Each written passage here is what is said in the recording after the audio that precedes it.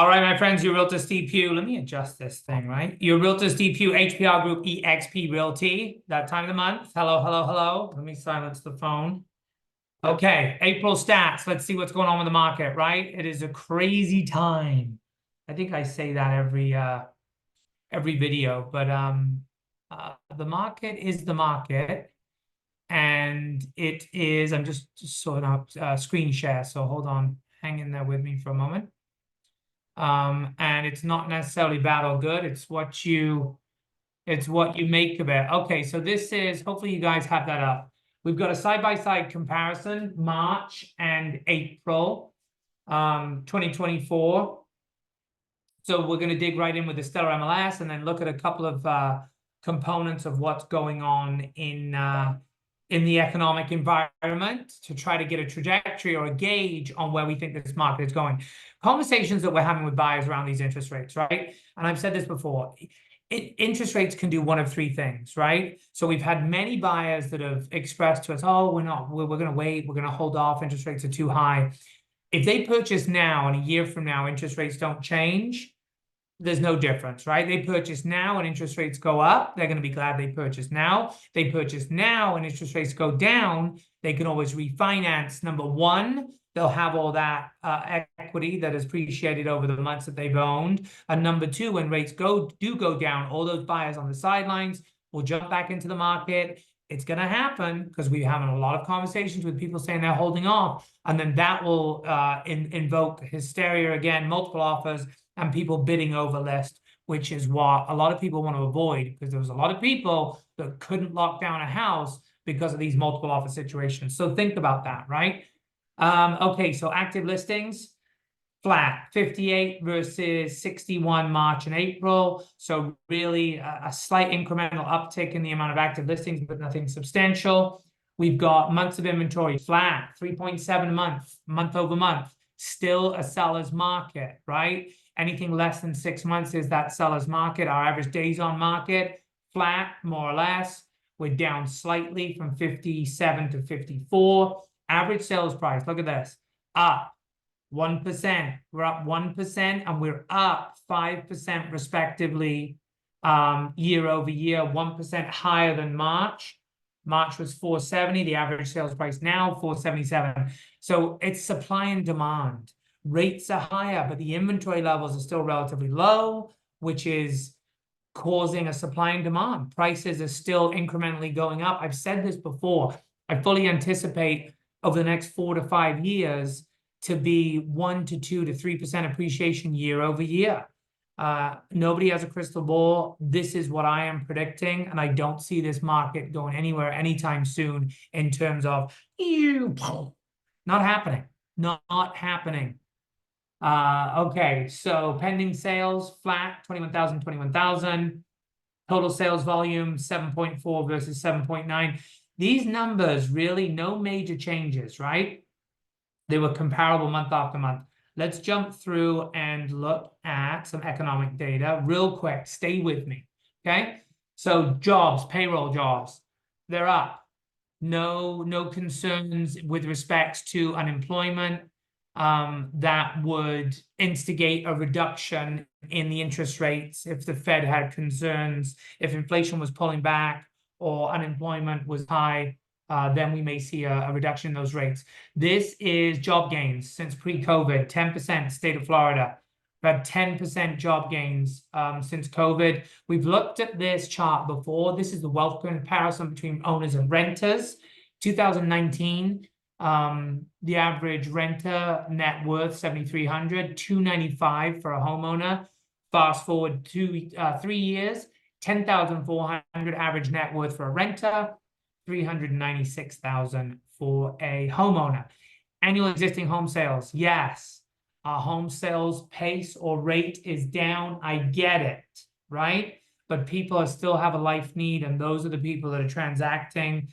Death, divorce, diamonds, diapers, downsize. People have a life need, they've got to move. So we are expecting about 4.5 million units. But look, in contrast to that, look at the inventory. You go back to 2011, and then just slowly over time, slight uptick here, slightly above January 2022.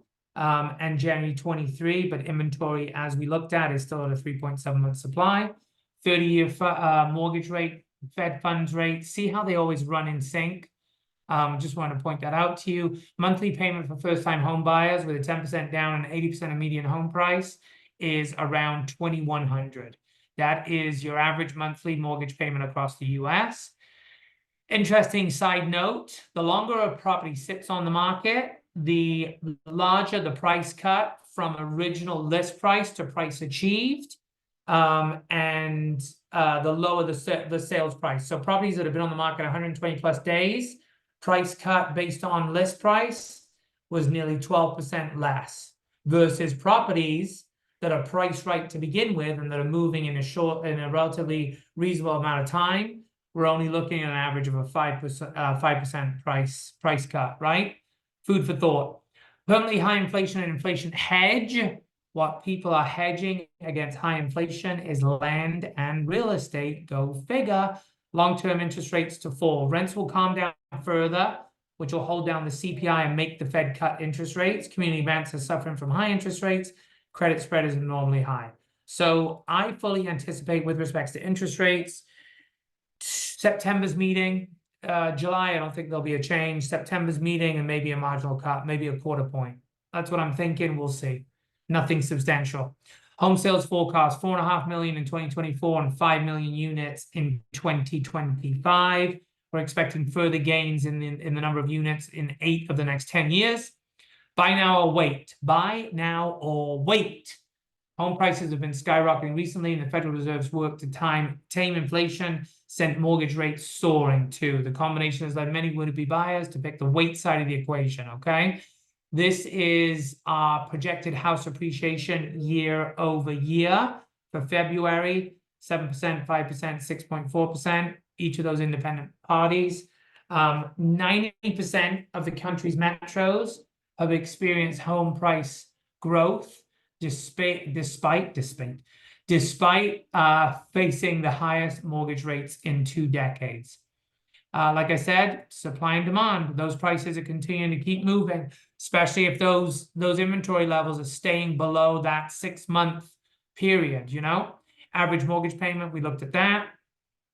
Down payment assistance programs, 39%, you don't have to be a first-time home buyer. 39% of these down payment assistance programs, if you have owned a home in the last 3 years, you can still be eligible for some of them. 75% of the programs out there will help you with closing costs and down payment, and there are over 2,000 programs available across the country. We are nearly done, guys. Hang in there. Average mortgage rate as of today, we're hovering just over 7.25. Talks a little bit about the inflation rate and the job market, which we hit on with respects to interest rates. And I don't want to bore you with some of this.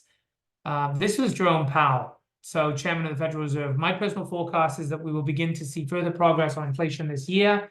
I don't know that it will be sufficient. I don't know that it won't. I think we're going to go, it's a very diplomatic answer. I think we're going to have to let the data lead us on that. No kidding, Jerome. So basically, we just have to see how it plays out, is what I got out of that statement. So 69%, nearly 70% actually, think that there is a chance that the Fed will cut the rates at the September meeting. I think they will. But there you go. I said 25, and I didn't look at this slide, right? So I was thinking 25 basis points, and that's where the majority of people are, 59%, saying that there's going to be 25% drop. Current mortgage rate projections, end of this year, looking around 6.5. Just so you guys have an idea. All right, that is it, peoples. Let me stop screen share. Thank you for tuning in to, I got a little bit close then, for tuning into this month's edition of The Stats.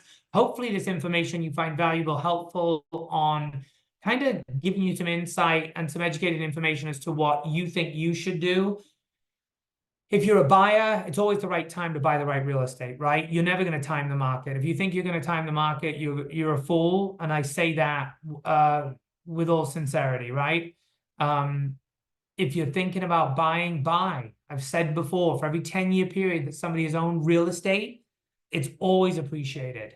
So the only time it's been flat, 2005 to 2015. If you're comfortable with the payment and it's, you know, and it's better than rent, comparable to a rent or marginally above rent, buy.